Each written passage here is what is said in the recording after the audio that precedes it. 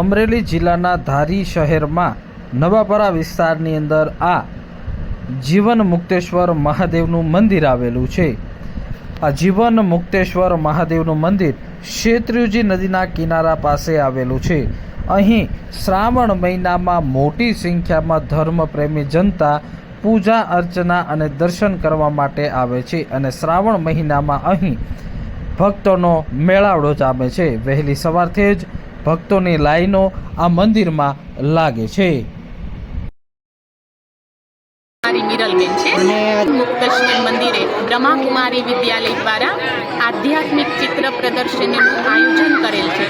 એ જ લક્ષ્યથી કે ધારી તથા ધારીના આજુબાજુ ગામના ભક્તજનોને શિવ પરમાત્માનું સત્ય જ્ઞાન મળે અને જીવનમાં સુખ અને સાચી શાંતિની અનુભૂતિ થાય। ત્યારબાદ 23 ઓગસ્ટે બ્રહ્માકુમારી વિદ્યાલય દ્વારા મેગા વર્લ્ડ બ્લડ ડોનેશન કેમ્પનું આયોજન કરેલ છે, જે વર્લ્ડ રેકોર્ડ બનવા જઈ રહ્યું છે।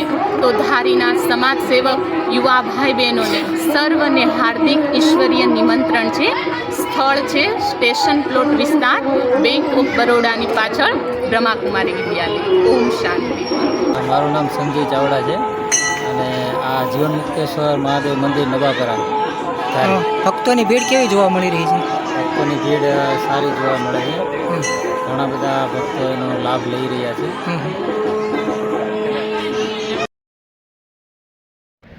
અમરેલી જિલ્લામાં અનેક ઐતિહાસિક અને પૌરાણિક મંદિરો આવેલા છે, જેમાંનું એક આ જીવન મુક્તેશ્વર મહાદેવનું મંદિર આવેલું છે। શ્રાવણ મહિનામાં અહીં મોટી સંખ્યામાં લોકો પૂજા અર્ચના કરવા માટે આવે છે।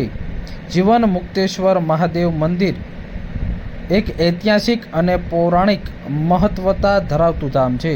યાત્રાધામોના નકશામાં આ સ્થાન ભક્તોના શ્રદ્ધાનું કેન્દ્ર બન્યું છે। ખાસ કરીને શ્રાવણ માસ દરમિયાન અહીં માહોલ ભક્તિમય બની જાય છે। શ્રાવણ મહિનો એટલે કે ભોળા ભક્તો માટે પવિત્ર અને પાત્ર મહિનો છે। સમગ્ર દેશ અને ખાસ કરીને સૌરાષ્ટ્રના લોકો માટે શ્રાવણ મહિનો ભગવાન મહાદેવની ઉપાસનાનો અવસર છે।